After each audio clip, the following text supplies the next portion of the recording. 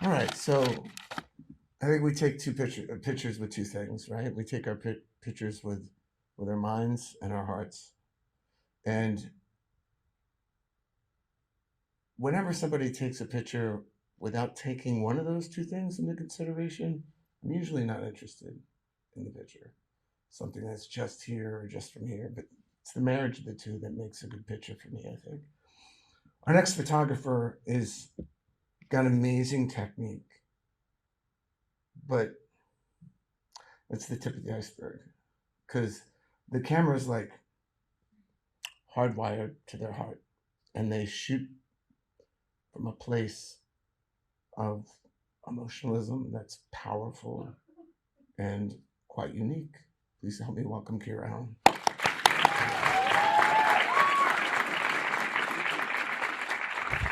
Thank you, Claire. Yeah, of course. Let me get my notes. Hello, everybody. I'm Kyra Allen. I have a lot of people to thank, but I'll just be brief by thanking my parents. Their love and support is the reason why I'm here and why I do what I do. And I also want to thank all of my mentors and peers throughout the years. I just want to thank you for sharing your work and your processes with me and taking an interest in mine. Tonight, I want to talk about community and why it's such a huge part of my artistic practice. It goes back to when I first began to identify as an artist in 2019, when I got involved with a group called the Bar Hill Players. It's an acting troupe that's an acting retreat up in Vermont. And at the time, I was actually looking for a wellness retreat. I had just dropped out of my second college. I was feeling pretty directionless, and I really needed a chance to rekindle the spark I felt I'd completely lost touch with. It's not exactly what I was looking for, but the Bar Hill Players did check all of my boxes. They had mindfulness and guided journaling, and a little martial arts, and a little archery, and a little bushcraft, and it's all wrapped up in the context of a 1 week acting intensive, all made with the warrior artist in mind. What they offered was an opportunity to remember that even adults are allowed to play, and that you're allowed to take that damn seriously. It was there that I learned to experience art within myself in a whole new way. I began to understand passion as an actual sensation, and I began to understand expression as a fluid relationship between your experience and your reality. When I first began creating, I was an oil painter, and I was occasionally working in sculpture and performance art, but across all mediums, I found my voice in abstract expressionism. I found a way to use color and form to express the sensation of an emotion and an experience. As someone living with narcolepsy and chronic pain, I found freedom in the ability to express the intangible things, to give a voice to something that didn't even have form. I began to develop this visual language based on color and gesture and body, not to express what something was, but what it felt like. In this language, I found a way to overcome the barrier of communicating my experience in perfect words. By 2020, I was studying communications at my third school. I was an apprentice under a gallery owner and a photojournalist who is the one who pointed me here towards RIT in the first place. It seemed like a pretty big leap. I was not doing any amount of photography at the time, but I was really scared. I was on course to graduate, and I felt like nothing I had learned actually gave me any advantage in my career. So I just trusted that his instincts were good and pointing me in this direction, and here I am. As an artist working with fine art materials, I expected to be drawn to the fine art photo program here, but the ad program actually spoke to my interests more. The ad program offers the most hands-on time in the studios using strobe lights, and the more I learned about photography, the more I became interested in this concept of controlling and manipulating light.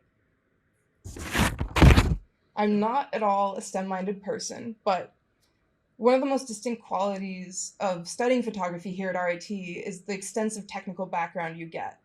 It's not the background I'm used to. I'm very much based in the fine arts, but it made me completely reconsider what photography is. And it made me realize that the camera is not the photographer's medium. It's light. Light is our medium. We sculpt with it, and we can carve shadows, and we can paint highlights, and we can bathe in color, and we can use it to accentuate form. We can use it to become abstract.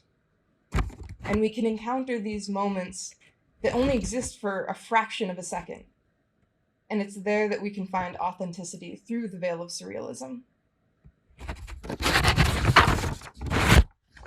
My workflow in the studio has always been driven by sensation, asking myself questions like, what can I do visually to make someone feel the heat of light against their skin? And what does one medium do that nothing else can? And how can they all exist in the same artistic practice? If I had to give my personal work a fancy name, it would be a therapeutic practice of expressionism. It's about tuning into your body as if it were your own creative partner, giving you feedback and telling you exactly how to work towards relief and satisfaction. It's about listening to the ways your body wants to stretch and the way your arms want to be thrown. It's about what color could embody this feeling and how it should move across the canvas. It's about covering yourself in paint if that feels nice, because it feels nice. In whatever form feels right, it's about allowing yourself to be influenced by your body's experience of the world and taking an interest in how that influence shows up in your own expressions. And that's what I love so much about collaboration. I love seeing the places where my voice still lingers in the frame and the ways that it's changed just because of someone else's presence. This is Rachel Croutant, who's a photographer here in Rochester. They're one of several artists I had the pleasure to collaborate with this year, and that is what the rest of this book will be. This was a collaboration with artist Julie Chen, who's actually a professor here at RIT. We used these images to advertise her performance of this piece in November. This was a collaboration with medical illustration artist Olivia Garlock. She took over 3 hours to paint my body like this. I still have that nude suit in my closet, and I do warn people before I open that door. This is a shot from a perfume campaign designed by Char Miller, designer extraordinaire. And one of my favorite collaborations from my time here at RIT, this is a member of the performance troupe called Velvet Noose. And I'm really excited to announce that this is one of 4 images that has been selected for Communication Arts Magazine's March-April Student Showcase publication. Thank you. And finally, my most recent collaboration with Velvet Noose and Rachel Croutant. None of these images would be possible without the community of artists I found myself surrounded by here.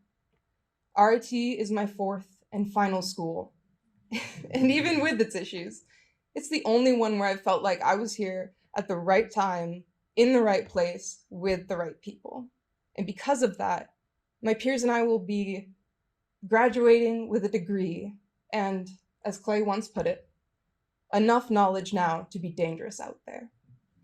Thank you.